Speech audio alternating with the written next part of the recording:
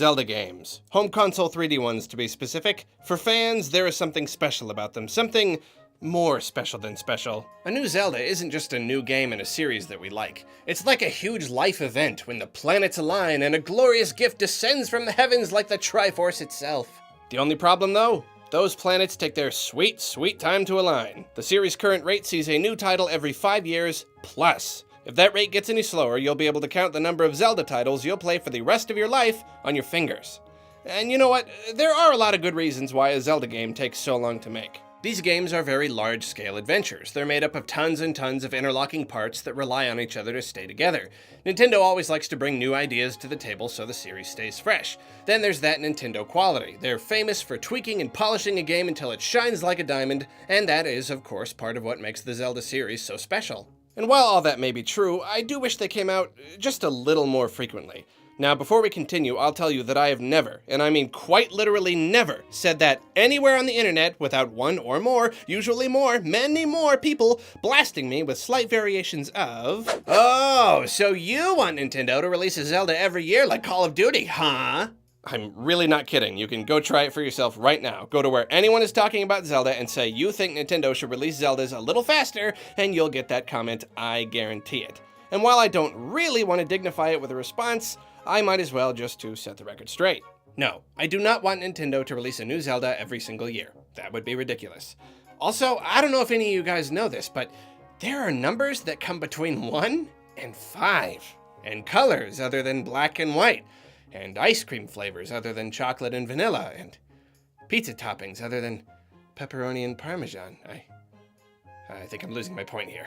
No, the point I'm trying to make here is that I want my Zeldas to continue to blow my socks off, but I do think there are ways Nintendo could give them to us a little faster without compromising quality. More specifically, I think they could give us a fantastic follow-up to Breath of the Wild as soon as holiday 2019. First things first though, let's become acquainted with 3D Zelda's release timeline. As you can see, the time between most titles has been pretty significant. Fans waited 5 years after Link's Awakening for the first 3D game. Then you've got 4 years for Twilight Princess, 5 years for Skyward Sword, and about 5.5 for Breath of the Wild, though that extra half year was probably just tacked on so it could launch on the Switch. Basically, we get like 2 Zeldas a decade, and that is really not a lot. I mean, a kid could pick up one of these games and become a fan, and by the time the next 2 Zeldas come along, he's married with kids of his own. If we examine the timeline more closely, though, we see 2 development cycles that are anomalously short. First, let's look at Wind Waker. Why was development on this game so brief? Well, there's probably a number of reasons, but the biggest one was that 2 of the game's dungeons were cut and the game was filled with padding. Now, don't get me wrong, Wind Waker is a phenomenal game, as you probably know, but you've got to admit that content-wise, it's a little bit light. A huge, huge amount of your playtime is spent sailing around, looking for stuff, just trying to get from one place to another or find something. Nintendo made that sailing and exploring fun, so it doesn't matter too much, but if you were to strip away all the sailing and searching and fetch quests and all that, you would have one heck of a short Zelda. So obviously this isn't super ideal. Cutting dungeons to shorten development time, I think we'll pass on that idea. But what about Majora's Mask? That game released 2 years after Ocarina of Time, and according to Nintendo, only 1 of those years was spent actively developing the game. Majora's Mask, the all-time favorite of countless fans. 1 single year. Now, why did this game take so little time to make? Well, the time mechanic did fluff up the playtime a good amount, and it did only have 4 primary dungeons, though I'll say that it was so intricately crafted and that each area was used to such a great degree that it rarely felt like it was lacking in content.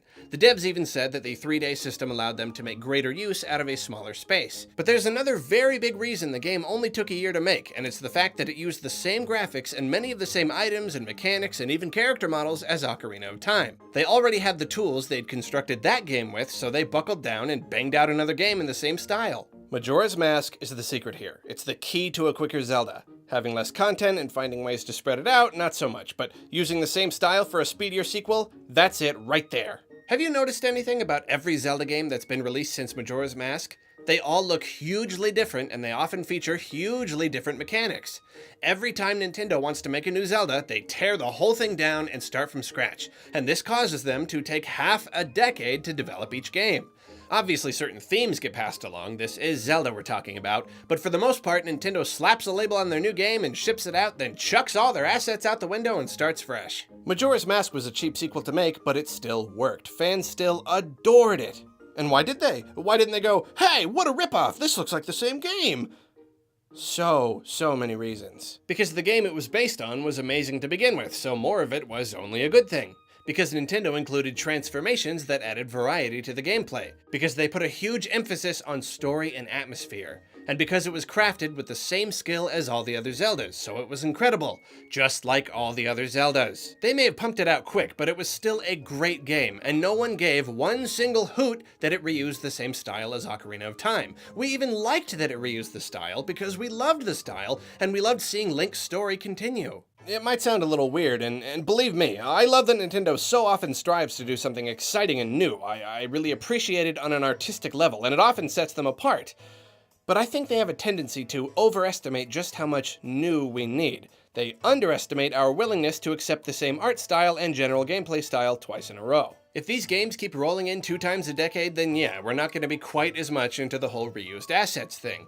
In fact, long development cycles increase our overall expectations dramatically. Skyward Sword, for instance, featured a few elements that left some of us feeling disappointed. But that disappointment was only so strong because we had to wait so long for the game to come out. If 3D Zeldas are as rare and elusive as a Hylian Loach, then we're gonna be a little more finicky. But if we've only gotta wait 2 or 3 years for each fix, then bring on the reused assets, baby! If they're using those assets to build an amazing game, then we just don't care that they're reused. And bring on the experimental stuff, because even if it doesn't work out perfectly, then we're not going to be nearly as critical about it. So let's look at Breath of the Wild again. Aonuma stated, quite interestingly, that while the game was in development for a long time, a huge portion of that time was spent working out all the mechanics and the physics and endlessly introducing new ideas and tweaking them. Basically, just building the gameplay itself. Once that was done, then they were able to actually go about building the game world and the story and all that. The crafting of the game itself only took a few years. Do you see where I'm going with this? Nintendo spent so long building Breath of the Wild's mechanics and assets that it would be silliness of the highest degree to chuck it all out the window again. The game is turning out to be a mega hit, a fan favorite, a critical darling, a new age of Zelda. Nintendo needs to get to work on a sequel, and they need to do it now. Imagine if they used all the same mechanics and interactions and all that, but added in a few new ones and got to work building a new world to use them in, as well as crafting a new story. It would only take them a few years, and like I said before, I think holiday 2019 is perfectly realistic. Assuming that Breath of the Wild's DLC isn't taking a tremendous amount of manpower to develop, and I can't imagine why it would be, that would give the Zelda team a little over 2.5 years to make this sequel. And to go even further, I think this should be a regular part of Nintendo's routine. Imagine if each Nintendo console going forward had not 1, but 2 mainline 3D Zelda titles. 1 new game for the new hardware, and 1 timely sequel using the same assets. Seeing as each sequel could potentially take a little less to develop, a team could even split off and start working on the concepts for the next new game, so that when the whole team was ready, they could start working right away, rather than planning and testing for ages first. This way, we could see a new Zelda every 3 years, tops. No more delays, no more awkward trans-generational ports, no more eons passing without any Zelda goodness. New system, Zelda within the first few years, another Zelda a few years after that, done. New system, please. Now, there's another element here that I think Nintendo is missing. I listed an emphasis on story and atmosphere as one of the reasons Majora's Mask was so highly regarded, and it was a very big reason. The thing is, Nintendo's relationship with story over the years has been, complicated. Story has always been last on the priorities list, well behind gameplay and visual style and basically everything else. This is true even when it comes to Zelda, which is one of their most lore-heavy series. The stories in these games are often quite good. Twilight Princess was a standout in this department in my opinion, but for the most part, I think the fans care about the greater Zelda continuum probably 50 times more than Nintendo does themselves. I mean, the company built the idea of cyclical themes directly into the lore itself so that they could technically tell the same story any number of times and it would all fit canonically into the timeline. They're just not that into developing a particularly deep story, and especially not a continuing one. They want to make their games with complete creative freedom without being tied to an abundance of new plots and characters that need to remain consistent. The repeating story thing allows them to create good gameplay first and foremost, and as such they don't tend to worry about moving very far beyond that. When a game is done, they want to start with something fresh. New Link, new Zelda, new form of Ganon, no other obligations. And I get that, but I also think they're missing a golden opportunity. Allow me to turn your attention for a moment to a little series called Mass Effect. Gen 7 saw 3 Mass Effect titles, an entire trilogy. And throughout that trilogy's release, did anyone ever say, ugh, another Mass Effect game? Way to milk it, guys. No, that is not a thing that happened. People said some other things about 3, which is a whole other conversation, but they didn't say that. Do you know why? Because no matter how little or how much things changed from game to game, the series was fueled by its story. Fans loved the world and the characters and the basic gameplay, so just continuing the story was always enough reason to pick up the next title. Sure, you've got your uninspired annual franchises that change very little and rely on hype to move units, but there are plenty of franchises in this industry that see multiple releases per generation, and fans are nothing but grateful. Uncharted, that's another one. The games are fun and people love the characters. 3 Uncharted games, all on PS3? Yes, please. That's just more Uncharted for everyone to enjoy. Once again, 3 had its own individual problems, but the problem was never that there were 3. Everyone loved that there were 3. Man, what is it with 3s? I'm not saying that Nintendo needs to establish an ongoing story with Zelda, but putting a greater focus on telling unique stories would help alleviate any potential franchise fatigue. Majora's Mask told what has to be the most unique story in the Zelda series, partially because it was a sequel that didn't really rely on the same old Zelda plot points. I think the simple fact that it was the same Link from Ocarina of Time and that they didn't want to tell the exact same story with Link and Zelda and Ganon again was what made them think so creatively. It was a side story, so it had to be something new. It was scary, it was sad, it dealt with death and doom and treated us to new villains and new ideas. That's why we connected with it on such a deep level.